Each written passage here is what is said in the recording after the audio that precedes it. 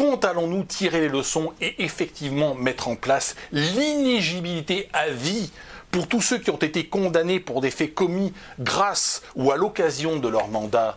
Cette excellente question a été posée par Marine Le Pen le 5 avril 2013 sur la chaîne publique Sénat.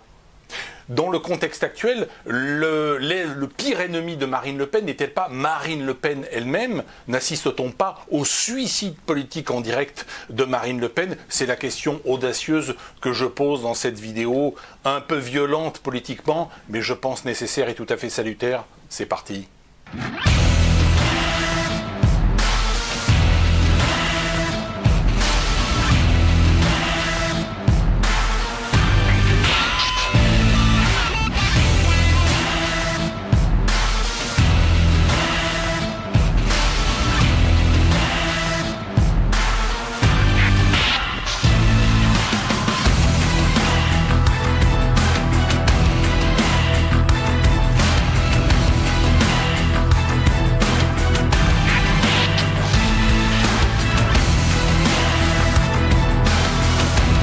Le premier problème se pose pendant et avant le procès en correctionnel qui a vu Marine Le Pen et un grand nombre de membres du Rassemblement national condamnés, ainsi que le parti Rassemblement national condamné à plus d'1 million d'euros d'amende et 1 million d'euros sous séquestre. Je rappelle que le montant des détournements est de l'ordre de plus de 4 millions d'euros, ce qui est quand même assez considérable. Marine Le Pen a été assez lourdement condamnée à 100 000 euros d'amende, 2 ans de prison ferme, 2 ans de prison avec sursis et 5 ans d'inéligibilité.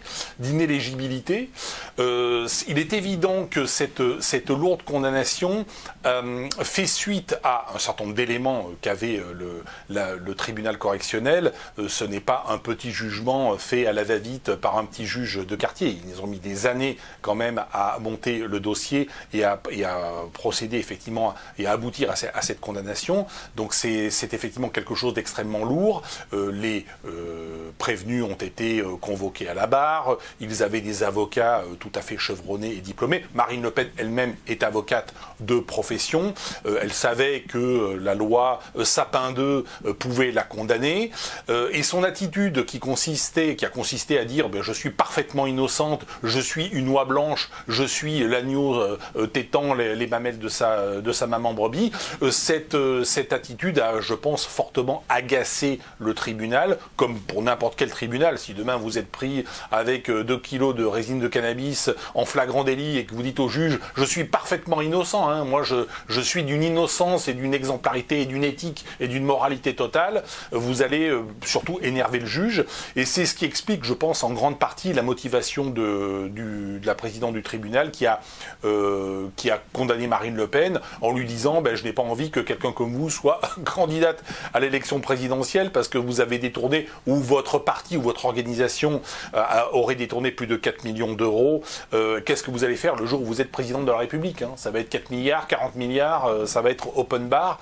Donc on peut comprendre cette attitude qui est liée au déni, en fait, et cette attitude de déni de la part de Marine Le Pen qui dit mais je suis parfaitement innocente. Alors le Front National, le Rassemblement National est d'une innocence absolument totale, sachant très bien que tous les partis politiques ont tendance à taper plus ou moins dans la caisse. Alors tous n'ont pas mis en place ce type d'organisation, mais de manière générale, il eût été extraordinaire que le Rassemblement national échappe effectivement à toute dérive concernant les dépenses sur les frais parlementaires et sur les attachés parlementaires, puisque finalement tous les partis politiques en général on va dire, utilisent les fonds publics et détournent les fonds publics pour faire fonctionner les partis, pour faire fonctionner les copains, les cousins, les maîtresses, les amants des uns et des autres. Ça se fait de manière générale.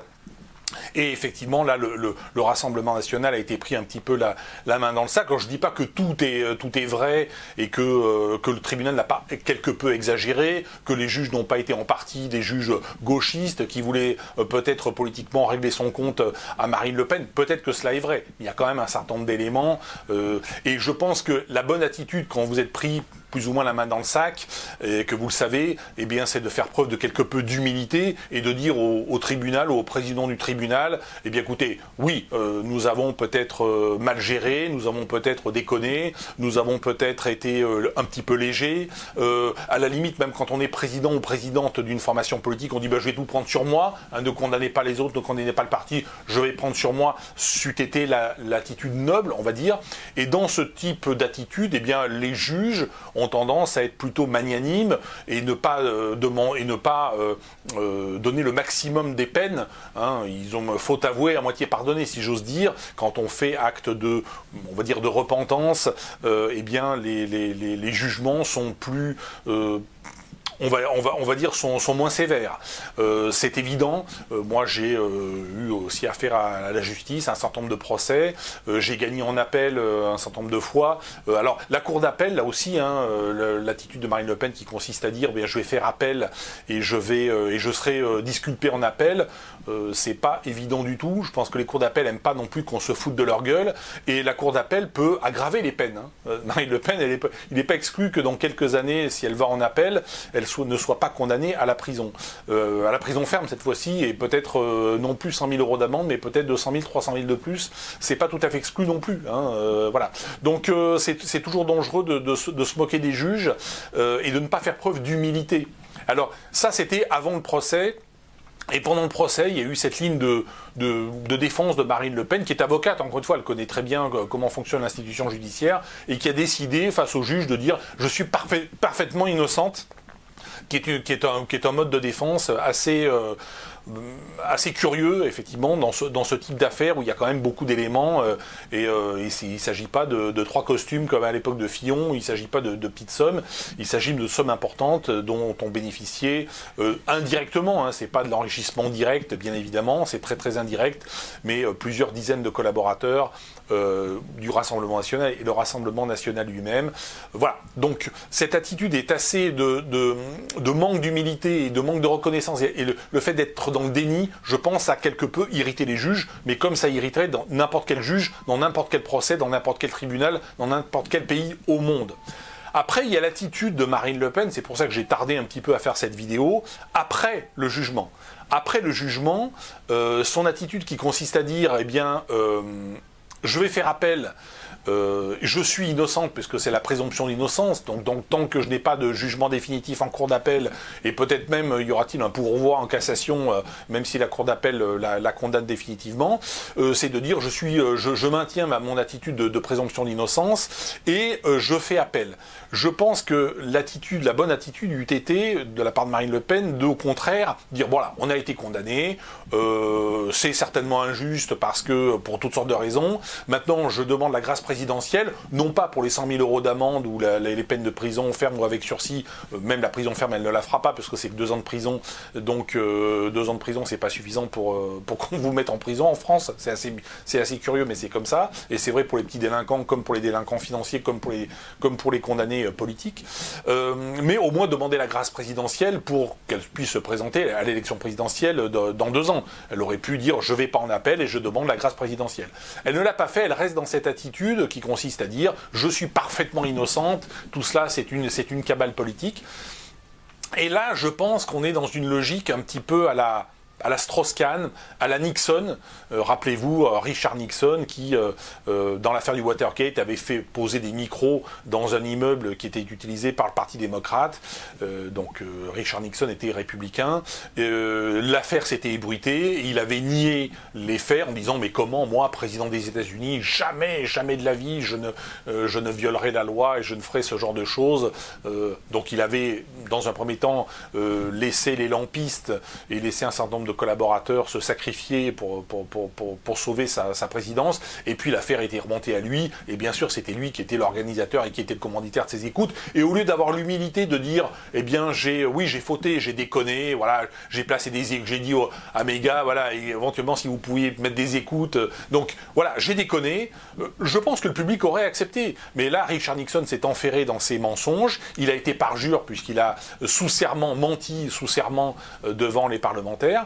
Et à la sortie, il a dû démissionner pour éviter l'impeachment et pour éviter effectivement cette procédure d'empêchement et de destitution qui est prévue par la Constitution américaine. Donc là, on est un peu dans ce même principe. On a eu le cas avec Strauss-Kahn, hein. Et l'affaire Nafissatou Diallo, il a plaidé son innocence, sa parfaite innocence. Lui, comment moi, Dominique Strauss-Kahn, moi qui suis parfaitement innocent, personne n'est parfaitement innocent. Trouvez-moi un plombier parfaitement innocent, un garagiste parfaitement innocent ou parfaitement intègre, un médecin parfaitement intègre, un comptable parfaitement intègre. Ça n'existe pas dans le monde réel. Pourquoi les politiques seraient parfaitement intègres? C'est un fantasme total. Ce qu'on attend des politiques, c'est pas qu'ils soient parfaitement intègres, c'est qu'ils soient parfaitement honnêtes et qu'ils soient capables de faire preuve d'humilité en disant oui, j'ai déconné, j'ai commis une faute, j'ai commis une erreur. On a utilisé les budgets des attachés parlementaires pour des choses qui n'ont rien à voir avec le Parlement européen. On a déconné, je le reconnais. Et on passe à autre chose. Et l'opinion publique est capable de comprendre cela. Parce que dans le monde réel, eh bien, personne n'est parfait. Et on doit tous faire preuve d'humilité et d'altruisme. Et déjà d'humilité, c'est-à-dire de reconnaître nos fautes. On commet tous des fautes. Il n'y a que les gens qui ne font rien qui ne font pas de fautes. Donc on comprend que Marine Le Pen ou que n'importe quel responsable de n'importe quel parti politique ait pu commettre des erreurs. Y compris des erreurs qui peuvent conduire ces personnes devant un tribunal correctionnel pour détournement de fonds publics ou pour corruption. Ça peut arriver. C'est des choses qui peuvent arriver. Mais ce qu'on attend d'un politique, c'est cela. C'est de reconnaître l'humilité. C'est de faire preuve d'humilité et de reconnaître ses fautes. Ce n'est certainement pas d'être dans cette attitude qui consiste à dire « je suis parfaitement innocent », mais d'une innocence absolument totale. Ça n'existe pas dans le monde réel, et encore moins dans le monde, mais pas plus dans le monde politique que dans n'importe quelle profession.